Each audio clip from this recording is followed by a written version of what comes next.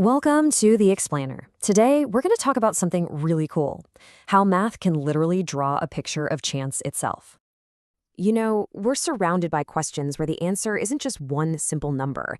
Think about it. How long will a battery really last? Or when exactly will your bus show up? These are what we call continuous variables, and there's this really elegant way math helps us get a handle on all that uncertainty. So here's our game plan.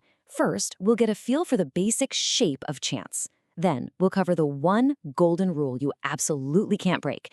After that, we'll put it all to work and calculate some real-world odds. And finally, we'll see how the shape of the graph itself tells a pretty fascinating story. All right, let's jump right in.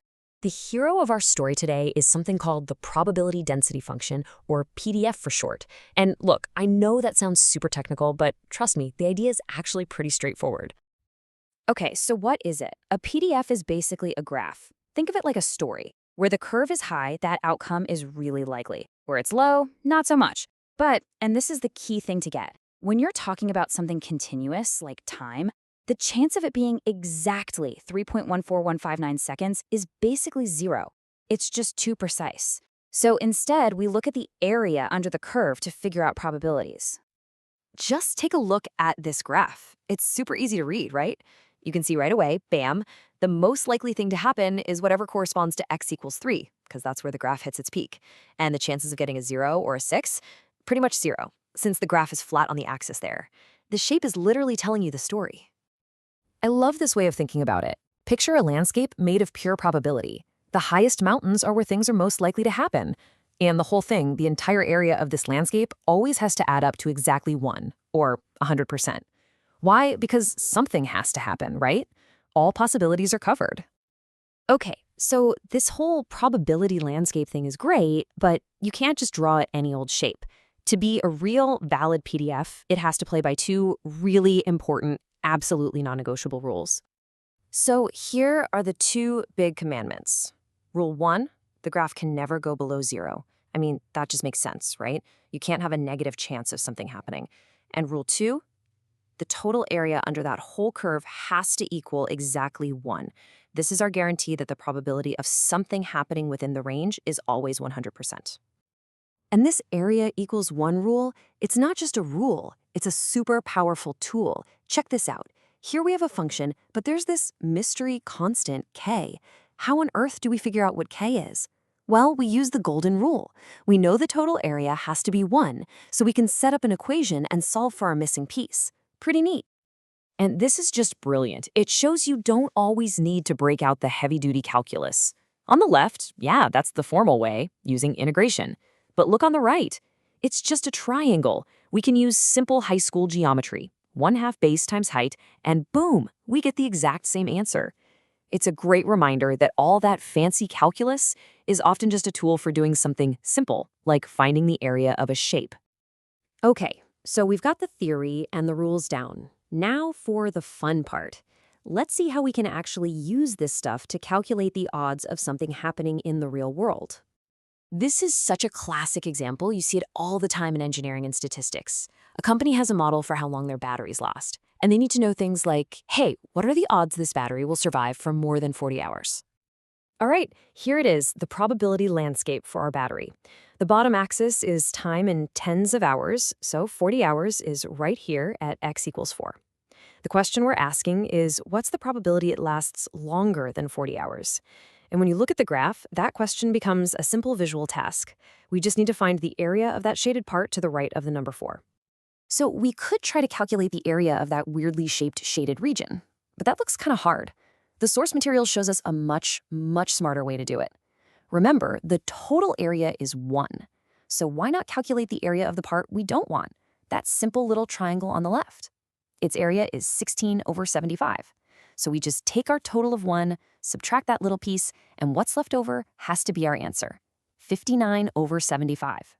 It's a fantastic little shortcut. All right, so a PDF isn't just for calculating odds. The shape itself is packed with information. It's telling us a whole story about the data. And we can get the main plot points of that story by looking at 3 key numbers. Yeah, we're talking about the mean, the median, and the mode. So the mode, that's the easiest one. It's just the highest peak on our probability landscape. The median is the great divider. It's the line that splits the entire area perfectly in half. And the mean? Well, that's like the center of gravity, the exact point where the whole shape would balance if you could put it on your finger.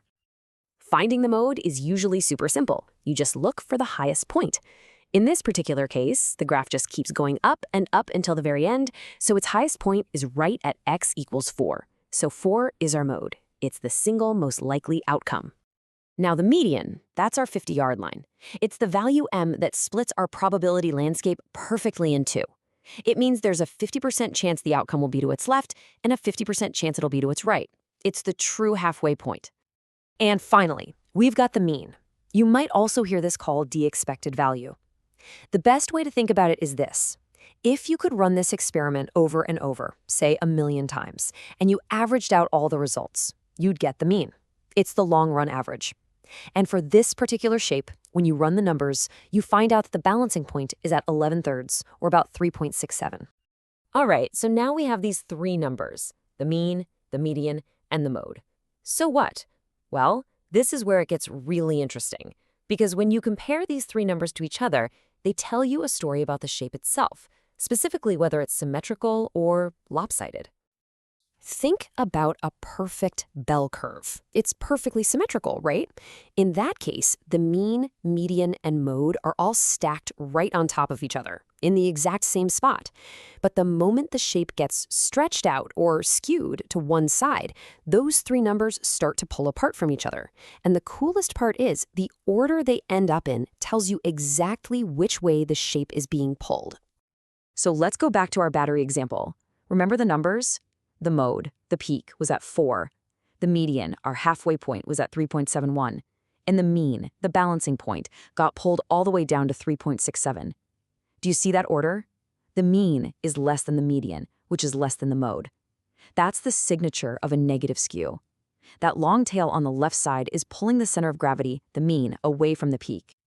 So what's the big takeaway from all of this? It's that probability density functions aren't just some abstract math formulas. They're a visual language for chance. They let us actually see the shape of randomness to get an intuitive feel for where things are likely to happen.